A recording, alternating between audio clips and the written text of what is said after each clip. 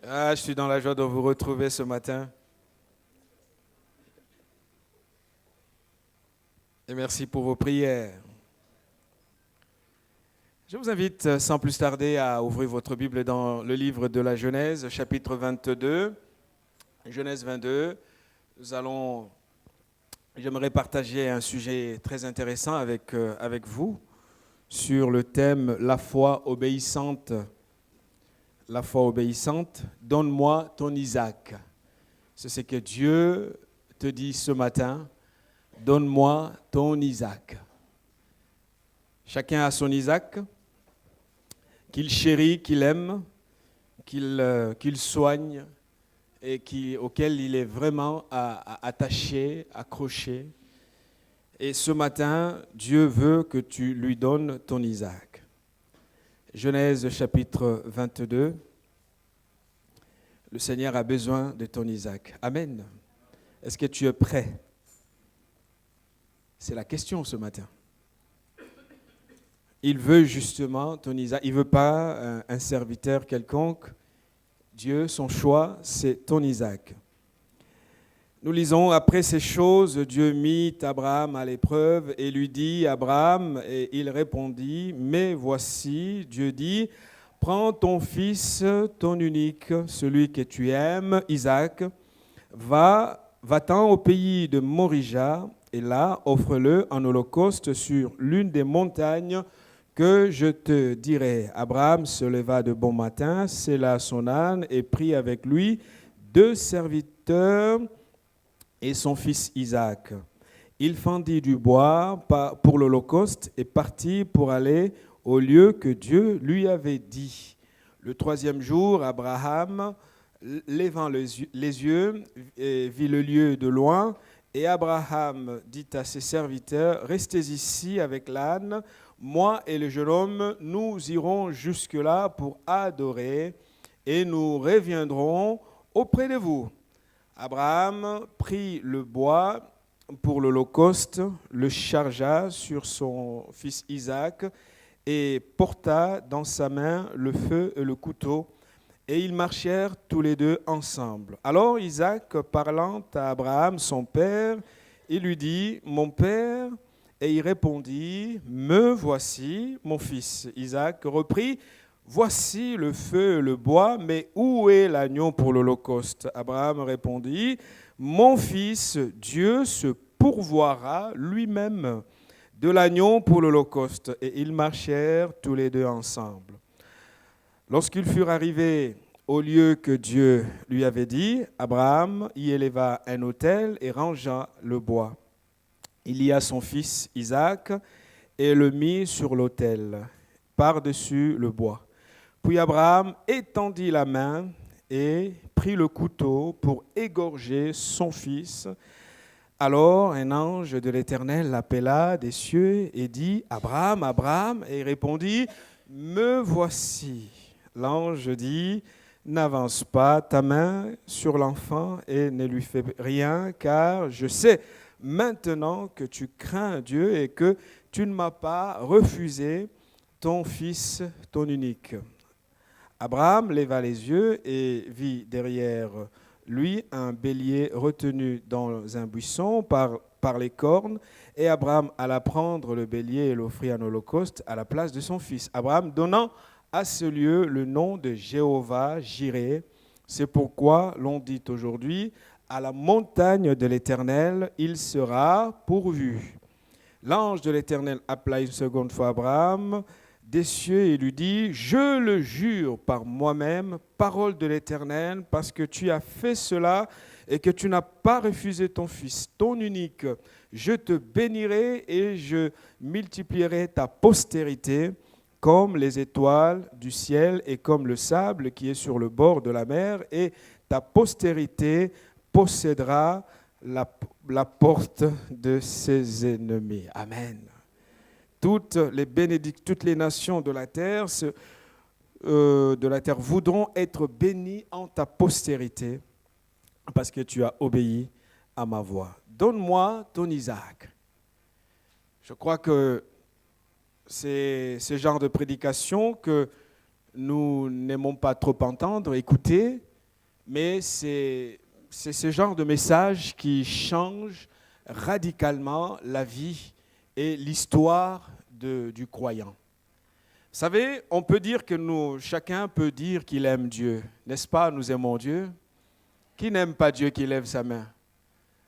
Qui aime Dieu qui lève sa main? Ah, je vois toutes les mains sont levées parce que nous aimons Dieu. Le problème, c'est que est-ce que nous l'aimons réellement? C'est quoi aimer? Qu'est-ce que c'est que l'amour? La réalité de l'amour s'accompagne toujours dans les Écritures avec la notion du don. Il n'y a pas d'amour sans le don. Aimer égale donner. Jean 3,16 nous dit « Car Dieu a tant aimé le monde et il a donné ». Vous ne pouvez pas dire que vous aimez et vous ne donnez rien. Et ce matin, c'est ce que je voudrais ensemble voir avec vous, frères et sœurs, avec nous, moi y compris, je suis moi-même concerné. C'est quoi aimer Dieu? Aimer Dieu, ce n'est pas un simple slogan. Aimer Dieu, c'est aller jusqu'au bout de cette démarche. Jusqu'où peut aller notre amour, l'amour que nous disons avoir pour le Seigneur. Amen. Ça, c'est très important. Parce que l'amour ne se conjugue pas seulement, l'amour se démontre. Il y a une démonstration. Et donc, à travers ce texte, Dieu va donner rendez-vous à Abraham devant l'autel pour voir jusqu'où Abraham était capable d'aller dans sa connaissance et dans son amour de Dieu. Quelqu'un peut-être pense que, mais écoute Gabriel, moi je ne suis pas Abraham, sauf que tu es croyant tout comme Abraham. Et qu'un jour ou un autre, le Seigneur te donnera rendez-vous devant l'autel. Devant cet autel, ce que Dieu veut voir, c'est le degré de ta consécration. Jusqu'où tu es capable de démontrer que tu aimes Dieu.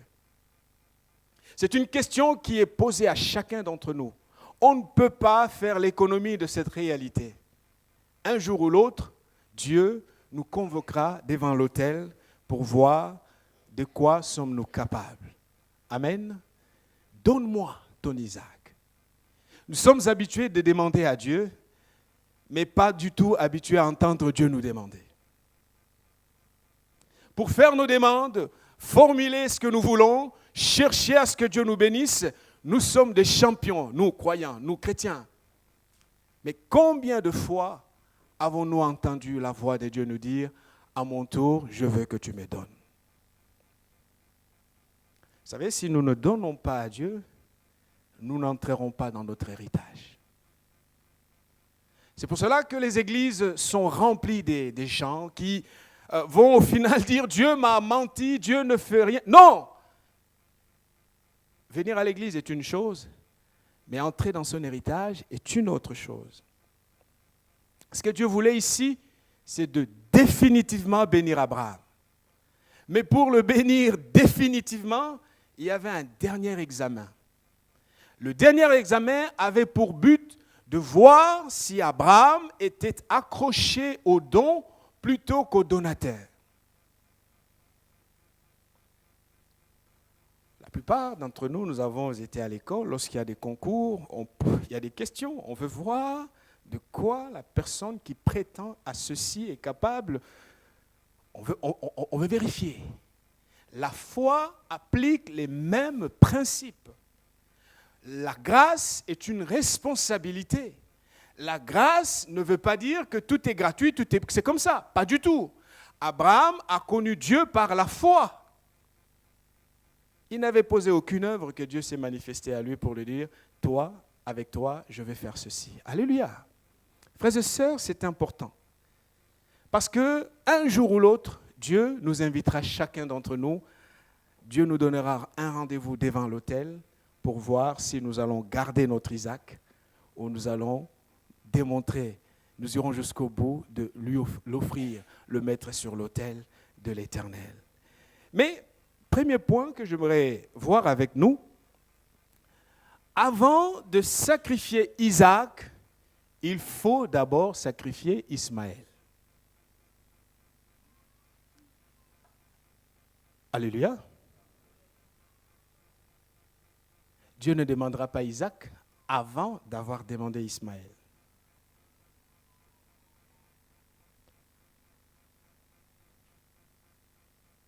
Vous êtes d'accord avec moi?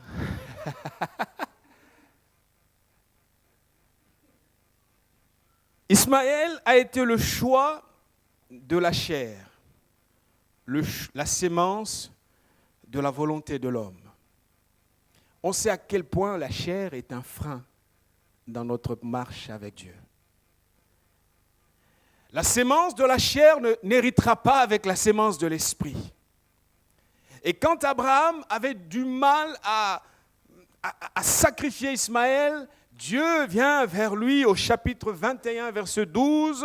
Écoutez ce que Dieu dit. Mais Dieu dit à Abraham que cela ne déplaise pas à tes yeux, à cause de l'enfant et de ta servante.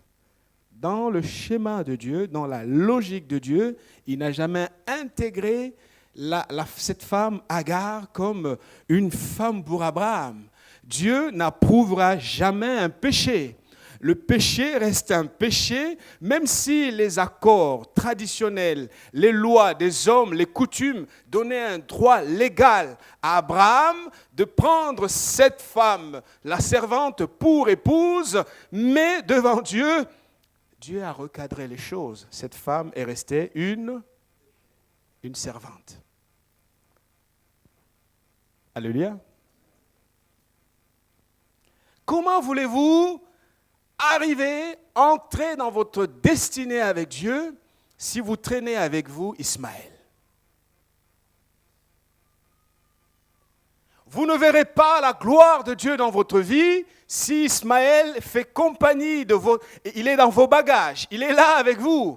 Et Abraham, en tant que père, ça fait mal. Mais Dieu lui dit, accorde à Sarah ce qu'elle te demande, ce qu'elle te demandera.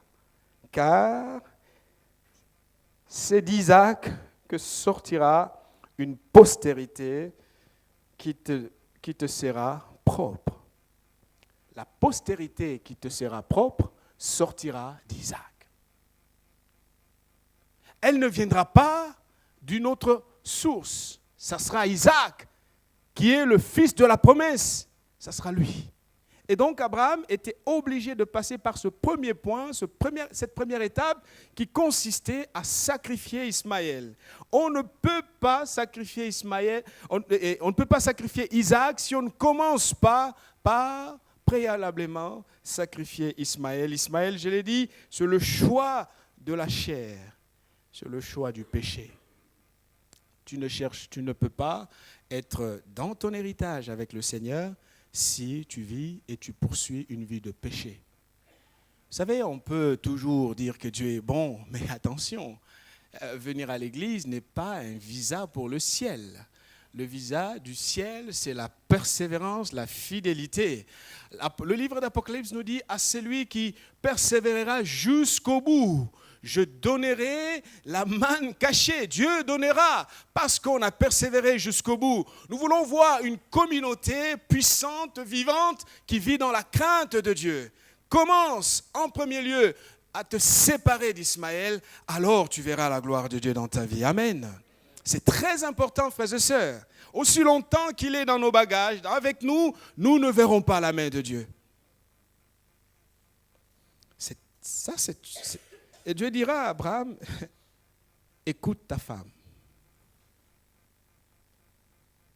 Ah. Les hommes, ils n'aiment pas ça. Mais la femme, c'est ce partenaire que Dieu a voulu pour nous contrarier, mais pour nous bénir également. C'est ce partenaire qui nous renvoie la réalité de ce que nous sommes, en fait. Bon, je passe. En fait, ce que Dieu dit, écoute. Vous savez, quand on écoute un être humain, on n'a pas du mal à écouter Dieu. La vie est un processus comme ça. Vous ne pouvez pas être serviteur de Dieu si vous n'avez pas commencé par être serviteur des autres. Ça, c'est une loi spirituelle. Avant que Dieu vous bénisse, servez d'abord les autres. Et même quand vous serez serviteur de Dieu, la Bible nous invite à être serviteurs les uns des autres. Première étape, sacrifier Ismaël.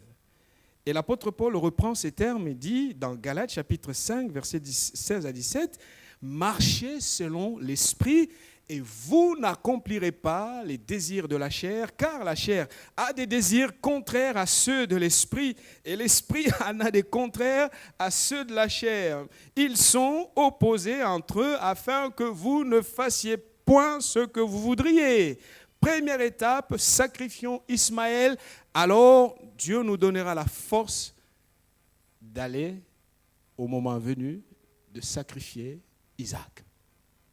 Lorsque vous vous êtes débarrassé d'une vie de péché, votre cœur est entre les mains du Seigneur.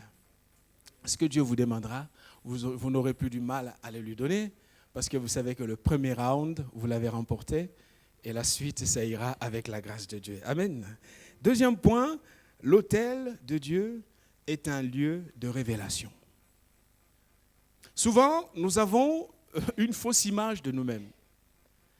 Ce n'est pas en chantant « Seigneur, je t'aime, tu es mon amour », les paroles bien chantées, que c'est aussi ce que nous croyons. C'est pour cela que quelqu'un a dit que quand les chrétiens chantent, ils pêchent davantage.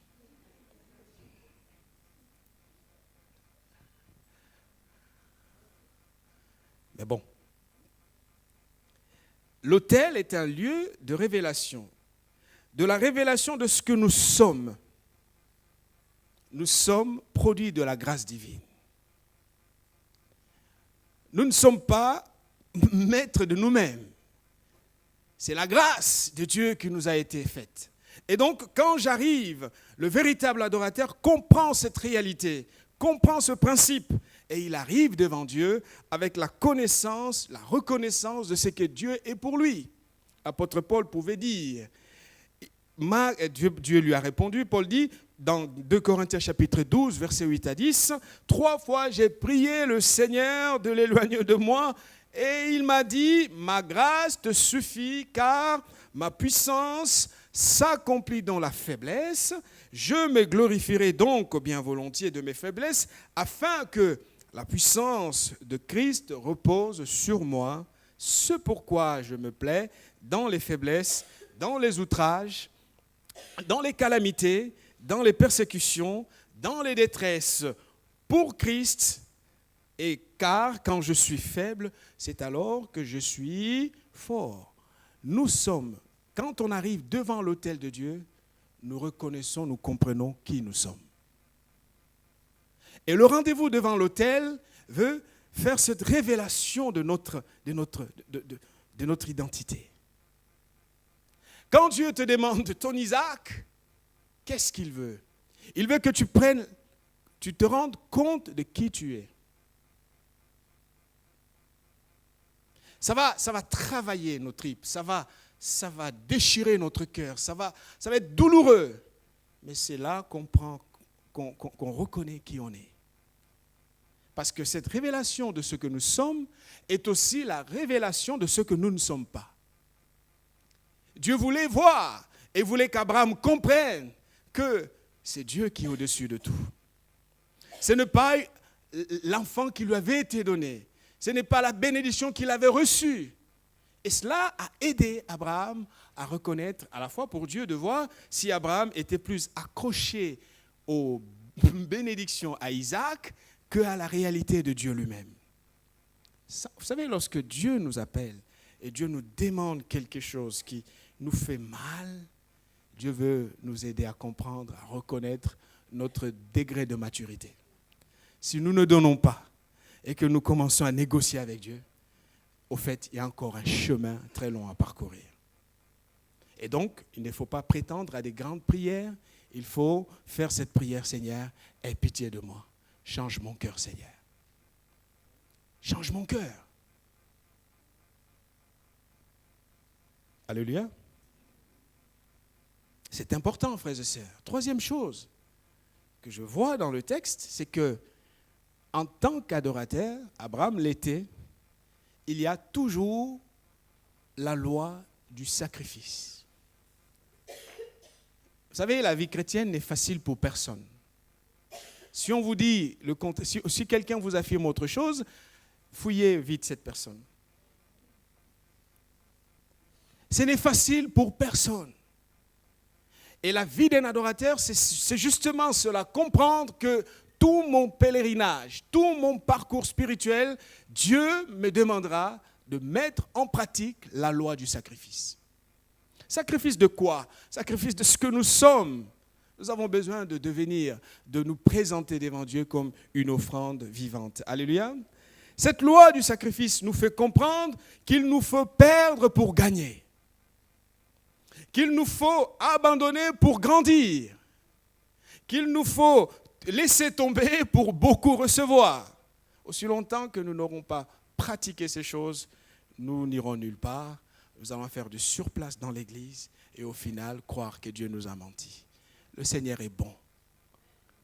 Asaph a dit, l'Éternel est bon pour ceux qui ont le cœur pur. Parce que lui-même, à un moment, il était tenté de croire le contraire. Mais il a reconnu que pour ceux qui ont le cœur pur, Dieu est bon. Dieu est bon, frères et sœurs. Comment veux-tu grandir sans abandonner? Nous naissons tous en tétant le sein maternel. Mais après, il va falloir laisser ce sein, ça fait mal. On pleure. Et c'est le cheminement, c'est le parcours de notre croissance spirituelle. Et physique d'abord, il en est de même sur le plan spirituel.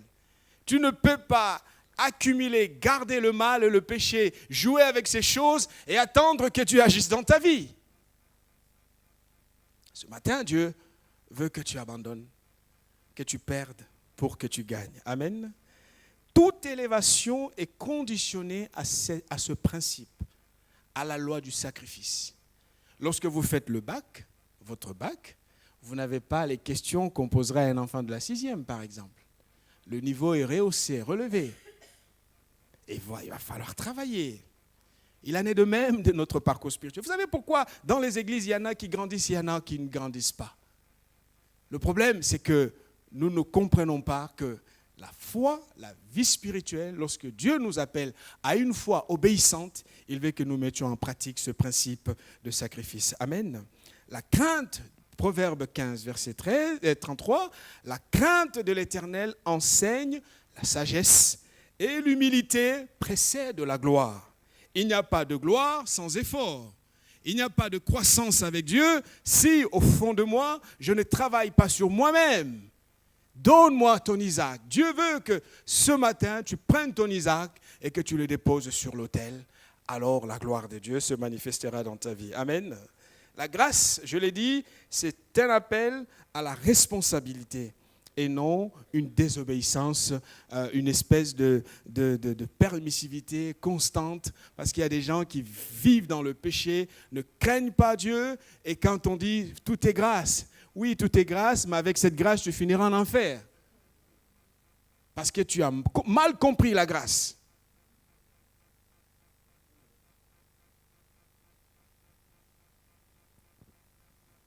Jésus disait, dans Matthieu chapitre 7, verset 6, « Ne donnez pas des choses saintes aux chiens,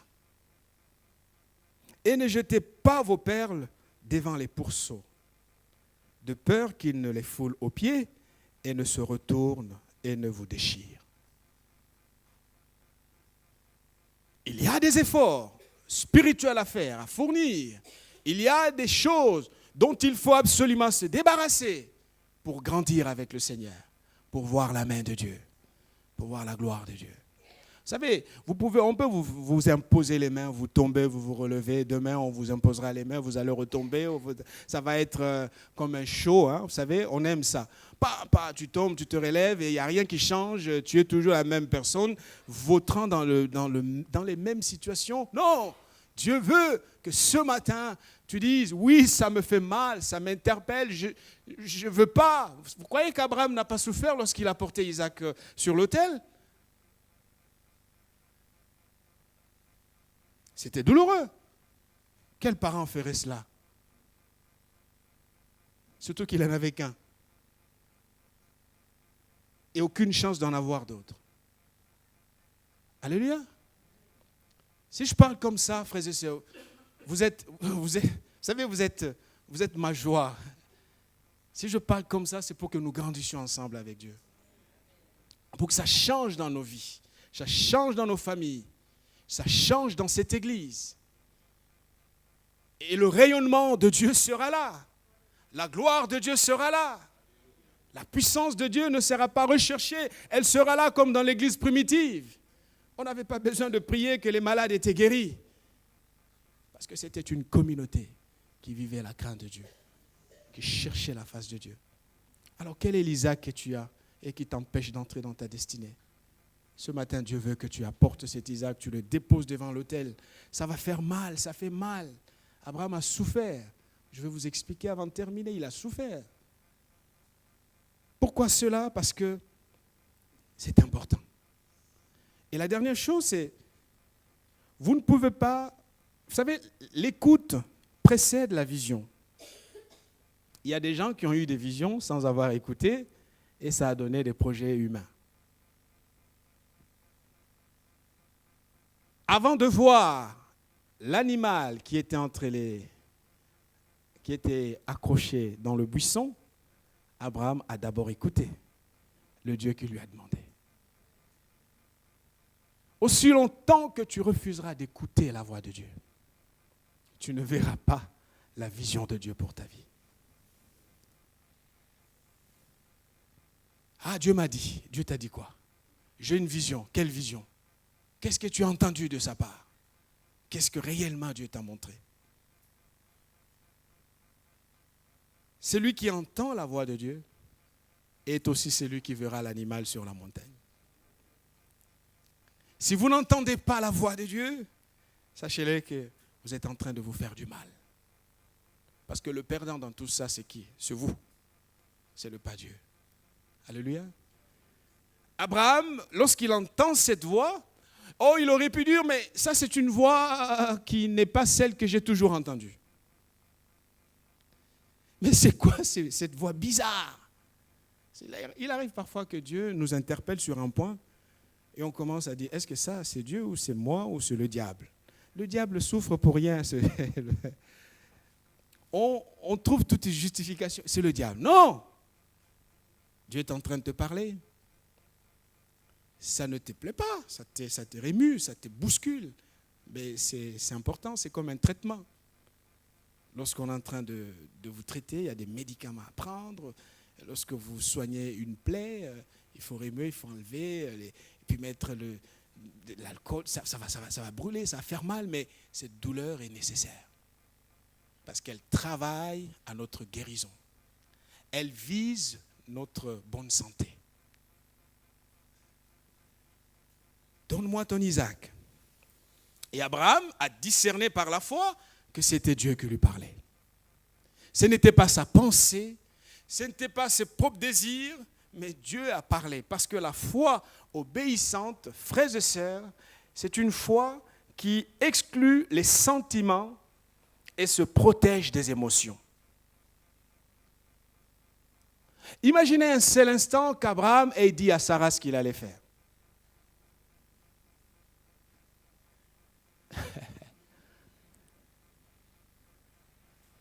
Alléluia. Imaginez un seul instant qu'Abraham ait dit à ses serviteurs ce qu'il allait faire sur la montagne. Je crois que il aurait arrêté dans sa démarche. Il se serait dit, tu vois, de toute façon, c'est un vieux mec fatigué. On va l'arrêter. Parce que là, il perd la tête. Il disjoncte. Il y a un truc, il y a un problème. Le problème, le véritable problème, c'est quoi? C'est que, à qui Dieu a-t-il parlé? Alléluia. C'est là la question. À qui est-ce que Dieu a parlé? Dieu a parlé à Abraham et Abraham seul. Dieu n'a pas parlé à Sarah. Dieu n'a pas parlé aux serviteurs. C'est que Dieu te dit, il te le dit à toi et à toi seul. Pourquoi veux-tu que les autres accomplissent, fassent ta volonté pour que Dieu te bénisse. Non! Et Abraham va se protéger de toutes les émotions. On aurait peut-être pu le raisonner, écoute, tu vois, regarde, Isaac, au fait, c'est la promesse, tu vois. C'est lui que Dieu avait dit qu'il allait te le donner, mais là, je crois qu'il y a un problème, c'est Satan. Allez, faisons une prière d'autorité, on va chasser ces démons. Non, mais pourtant, il n'y avait pas de démons. C'est Dieu. Et oui, c'est Dieu qui a demandé. Et qu'est-ce qu'Abraham va faire? Abraham dit à ses serviteurs, restez ici avec l'âne. Vous savez, lorsque vous avancez là où Dieu vous appelle, il y a des gens à laisser derrière. Laissez-les de côté, avancez, ne les écoutez pas trop, parce qu'ils ne contribueront pas à votre progression spirituelle. Ils n'ont pas la révélation que vous avez. Et à qui Dieu demandera-t-il des comptes de ce message? C'est à vous que Dieu a adressé la parole. Et c'est à vous, vous seul, vous serez redemander ce que Dieu a dit. Abraham a souffert. Quel est ce parent qui donnerait son enfant? Il avait mal, il a souffert. Et quelque chose était toujours au fond de lui, c'était la foi qu'Abraham avait. Mais avant, la foi n'exclut pas les douleurs, chers amis. La douleur, elle est là. La foi aussi est là. Et ils font toujours chemin ensemble. Vous savez, Abraham s'est comporté différemment d'Adam. Adam laisse Ève l'entraîner dans une histoire compliquée. Et quand Ève va pécher, lisez votre texte très bien. Qui est-ce qui est puni le premier?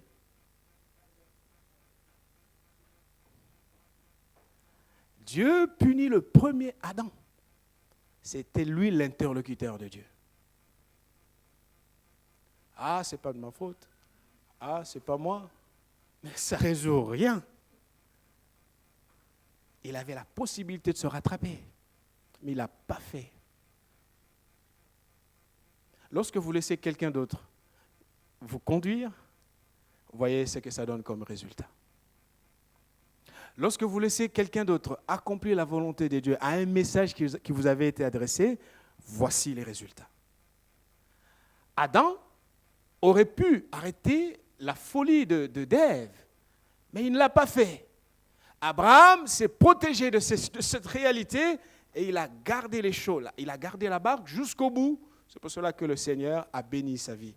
Il y a des familles qui sont déstructurées, faute des maris qui n'ont pas pris leurs responsabilités. On reviendra sur cela. Nous parlons aujourd'hui d'Isaac. Isaac, donne-moi ton Isaac. Amen. Deuxième chose, et je vais terminer, sinon je ne vais pas terminer. Abraham, la foi obéissante se fonde sur la puissance de Dieu. Même au fond de lui, lorsqu'il savait qu'il allait offrir son fils, Abraham était convaincu que Dieu est un Dieu de miracles. Dieu est un Dieu de miracles. Pourquoi? Parce que la promesse possède une sémence d'immortalité. Lorsque Dieu vous demande quelque chose, c'est parce que Dieu veut multiplier ce que vous avez.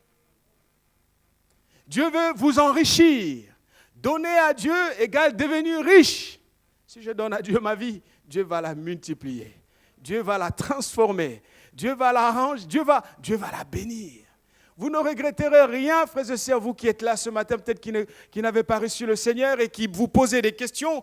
Je vous dis tout simplement, donner votre cœur à Christ, c'est faire le meilleur des choix. C'est entrer dans la victoire. Et Dieu va multiplier votre vie. Nous tous, nous avons lutté avant de donner notre cœur. On avait des projets personnels. Mais lorsque le Christ s'est manifesté à nous, avec douleur, nous lui avons donné notre cœur. Aujourd'hui, nous ne regrettons rien. Au contraire, c'était le meilleur des choix. Le meilleur des choix. Il y a, dans la puissance de Dieu, la capacité de ressusciter même un mort. Abraham va porter son fils devant l'autel avec cette conviction, parce qu'il savait profondément au fond de lui que Dieu est le champion de redoubler ce que nous lui donnons. Il me demande Isaac, peu importe, je lui donne mon Isaac. De toute façon, de qui me vient cet Isaac? L'Isaac me vient de lui. Les chrétiens au chômage prient une fois un bon travail, tout va bien, ils ont du mal à bénir l'Église du Seigneur, à bénir l'œuvre de Dieu. Et comment vous voulez vous enrichir en ce moment-là? Le Seigneur, c'est lui qui multiplie ce qu'on lui donne, parce qu'il est le Dieu qui multiplie toutes choses. C'est un principe. La foi se base sur des principes. La Bible dit, donnez et il vous sera donné. Vous donnez votre vie au Seigneur, le Seigneur la multipliera. Amen. L'Épître aux Hébreux le dit avec pertinence, cette réalité, chapitre 11, versets 17 à 19, mais je prends le verset 19. Abraham pensait que Dieu est puissant même pour ressusciter les morts. Aussi, dans une sorte de préfiguration, il retrouvera son fils. Abraham, même en plaçant sur l'autel son fils unique, il savait que Dieu était capable de le ressusciter. Par rapport à nous, qu'est-ce que nous pouvons dire? J'aimerais conclure mon message. Frères et sœurs, la maturité spirituelle est un processus. Et Dieu nous invite à aller de l'avant. Vous ne pouvez pas, année après année, être toujours au même endroit. La volonté de Dieu, ce n'est pas de vous voir au même endroit. Vous savez, la promesse, c'est la terre promise, mais le chemin, le parcours, nous rencontrerons un désert. Ce qui est bien avec Dieu, c'est qu'il ne nous laissera pas tomber dans le désert. Et avançons avec lui, marchons avec lui, ne nous arrêtons pas, parce que la Bible dit dans Éphésiens chapitre 4, versets 11 à 15, je prends le verset 14, je vous lirai les restes. Pourquoi Dieu a-t-il donné des ministères, prophètes, apôtres et tout ça? C'est pour que l'Église, afin que nous soyons parvenus à l'unité de la foi et de la connaissance du Fils de Dieu, à l'état d'homme fait, à la mesure de la stature parfaite en Christ. Ainsi, nous ne serons plus des enfants flottants à tout vent et emportés à tout vent de doctrine par la tromperie des hommes, par leur ruse dans les moyens de séduction. Si aujourd'hui il y a cette inconstance, aujourd'hui on est là, demain on est de l'autre côté, des chrétiens qui sont en train de flotter partout, balloter à tout vent de doctrine, c'est parce qu'ils ne comprennent pas que connaître Dieu, être avec Jésus, c'est s'engager dans un processus de maturité spirituelle. Amen. Et pour que ce processus ait lieu, soit réalisé pleinement, il faut que chacun d'entre nous apprenne, comprenne, réalise l'importance de déposer sur l'autel son Isaac. Et qui est ton Isaac ce matin? Quel est cet Isaac? Dieu le veut pour lui. Parce que Dieu ne demande jamais à un être humain ce qui est au-dessus de ses capacités. Si Dieu nous le demande, c'est parce que Dieu sait que nous sommes capables de lui donner notre Isaac. Aussi longtemps que tu refuseras, tu vas créer une division, tu vas créer un conflit entre Dieu et toi. Dépose l'Isaac sur l'autel et Dieu te donnera plus qu'Isaac. Parce que Dieu te donnera une postérité. On le voit, à la fin, Dieu dit, parce que tu l'as fait, j'ai vu que tu m'aimes. Désormais, toutes les nations de la terre seront bénies en toi. Tu bloques les bénédictions de Dieu pour rien. Tu te bloques beaucoup d'opportunités pour rien. Apporte l'objet de ton affection. Apporte cette situation que tu chéris tant. Dépose cela devant Dieu et tu verras la gloire de Dieu dans ta vie. Nous allons nous incliner et prier. Seigneur, merci. Merci parce que tu nous aimes. Merci parce que nous avons compris et nous allons réagir. Nous allons déposer devant toi cet objet de notre affection, l'objet de nos attentions, Seigneur. Cet Isaac qui risque de prendre ta place, nous voulons te l'apporter ce matin. Mon Dieu, ma prière est qu'en cet instant, tu puisses libérer tout celui qui est accroché, attaché, lié dans un péché, dans une situation qui bloque sa vie, qui l'appauvrit spirituellement, mais aussi physiquement, parce que la connaissance de Dieu, la relation vivante avec toi, apporte aussi des conséquences bénéfiques. Seigneur, merci pour tout ce que tu fais. Merci pour ton peuple. Si ce matin, quelqu'un est là, luttant contre un problème, contre un péché, ma prière est que tu puisses le libérer au nom de Jésus. À ton nom soit la louange, Seigneur. À ton nom soit la gloire pour tout ce que tu fais au milieu de nous. En Jésus notre roi. Amen.